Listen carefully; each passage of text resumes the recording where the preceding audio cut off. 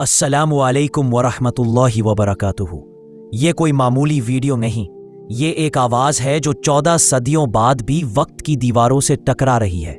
आज आप सुनेंगे एक ऐसा सच जो खून से लिखा गया, ऐसी कुर्बानी जिसने हक को जिंदा रखा और बातिल को बेनकाब कर दिया।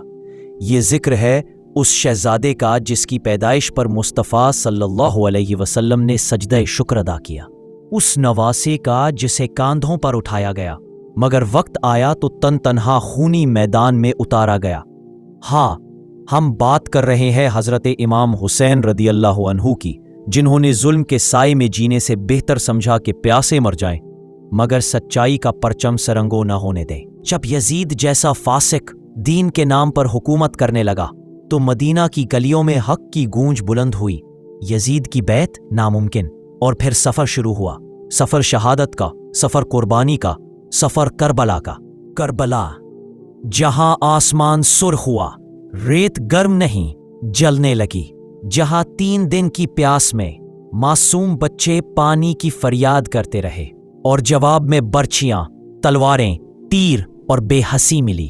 क्या तुम तसव्वुर कर सकते हो कि एक बाप अपने 6 माह के बेटे को बाजुओं में उठाकर जालिमों से पानी मांगे और जवाब में तीर उस नन्ही गर्दन को चीर डाले?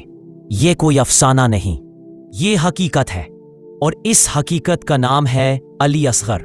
क्या तुम देख सकते हो वो माँ जो खेमे से बाहर आकर बेटे की लाश को देख रही हो और जानती हो कि अगला बेटा भी राह हक में कुर्बान होने वाला है?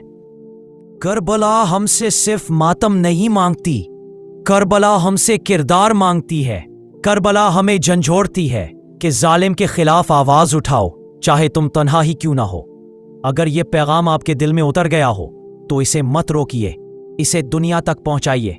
इस वीडियो को लाइक कीजिए, कमेंट में लब्बैक या हुसैन जरूर लिखें, अपने तमाम अजीजों के साथ शेयर करें, और अगर आपने अभी तक हमारा चैनल सब्सक्राइब नहीं किया तो अभी सब्सक्राइब करें और बेल आइकन दबाएं ताकि हक की सदा हमेशा आप तक पहुंचती रहे। वस्सलामु अलैकुम वरहमतुल्लाहि व